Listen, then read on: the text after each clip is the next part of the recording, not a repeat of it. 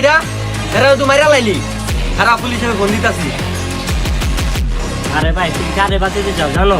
একটা দর্শনকারী 5 বছর শিশু দর্শন করছে, কালকে জেলেতে ছাড়া পাইছে, তাই আমার হাতে বসছে, তাই একটা এই অবস্থা করছে। আমার তো কামড়া করছি, ঠিক করে মামা।